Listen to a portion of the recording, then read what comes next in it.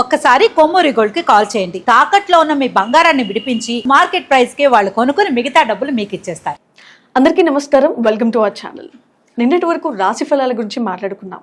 So ఇవాళ ఈ ఉగాది నుంచి ఏ ఏ నక్షత్రాల వారికి ఎలా ఉందో తెలుసుకుందాం. నమస్తే గురుగారు. నమస్తే అమ్మ. గురుగారు, నిన్నటి వరకు మనం ఉగాది నుంచి ఏ ఏ రాశుల వారికి ఎలా ఉందో వివరించారు, మాట్లాడుకున్నాము. సో ఇకపై ఈ ఉగాది నుంచి ఏ ఏ నక్షత్రాల వారికి ఎలా ఉండబోతుంది? మీరు అన్నట్టు నిన్నటి దాకా మనం ఉగాది నుంచి ఏ ఏ రాసులకి ఎలా ఉంటుంది, అందులో బాగున్న రాసులు ఏంటి, బాగుండని రాసులు ఏంటి, పెళ్ళయ్యే రాసులు ఏంటి, పెళ్లి కాని రాసులు ఏంటి, ఇలా రకరకాల విధానాల్లో మనం ఆ రాసుల గురించి తెలుసుకున్నాం. అయితే ఇప్పుడు మీరు అడుగుతున్నది ఏంటంటే ఇవాళ నుంచి మనం నక్షత్రాల పరంగా వెళ్ళాలి అని ఒక నిర్ణయానికి రావటం. ఎందుకంటే ఎవరికి వాళ్ళకి ఒక రాశి కన్నా కూడా వాళ్ళ నక్షత్రం బట్టి తెలుసుకోవాలనే ఆసక్తి మరింత ఉండడానికి కూడా అవకాశం ఉంది. సో నక్షత్రాలు అనేవి అందరికీ తెలిసిందే 27 నక్షత్రాలు. ఈ 27 నక్షత్రాలు కలిపితే మనకి 12 రాసులు అవటం అనేది ఉంటుంది. గురుగారు, ఈ ఏడాది మక నక్షత్రం వారికి ఎలా ఉండబోతుంది అంటారు? మఖ నక్షత్రం అనేది సింహరాశిలోకి వెళ్తుంది. సింహరాశిలో మొదటి నక్షత్రమే మఖ నక్షత్రం. అయితే ఈ ఏడాది వీరికి ఇంకా ఏదైతే అష్టమశని అనే దాని యొక్క ప్రభావం మఖ నక్షత్రం మీద ఎక్కువే కనిపించడం అనేది ఉంది. కనుక ఆరోగ్య విషయంలో ఎక్కువ జాగ్రత్త తీసుకోవాలి.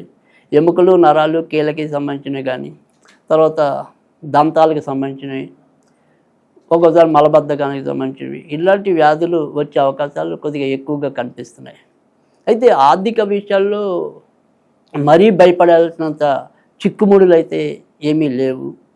వివాహం విషయంలో మాత్రం వీరికి కూడా మరి అశ్విని నక్షత్రం కూడా కేతుకు సంబంధించిన నక్షత్రమే.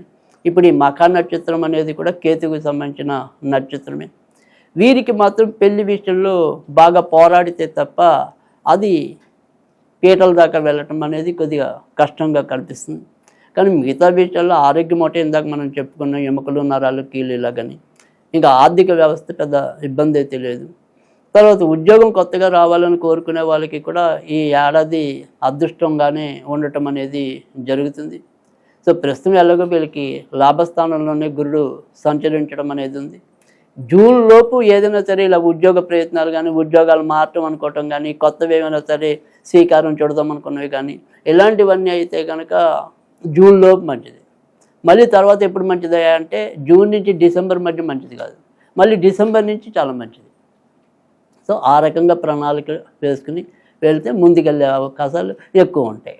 ఈ మక నక్షత్రం వారు ఏ రత్నాన్ని ఉపయోగిస్తే మంచి ఫలితాలు ఉంటాయి? రైట్. మక నక్షత్రం ప్రకారంగా అయితే కనుక వైడూర్యం, వీళ్ళు కూడా పిల్లికన్ను రాయి అనేది జనరల్గా చెప్పేది. అయితే మక నక్షత్రం, పిల్లికన్ను రాయి, దీనికన్నా కూడా వీళ్ళకి ఈ సంవత్సరం ఇంకా ఎక్కువ మంచి ఫలితాలు రావాలంటే కనుక వీళ్ళకి కూడా కెంపు పెట్టుకోవటం వల్ల ఇంకా ఎక్కువ మంచి ఫలితాలు రావడానికి ఉంటుంది. ఆ రకంగా కెంపు పెట్టుకుంటే బాగుంటుంది.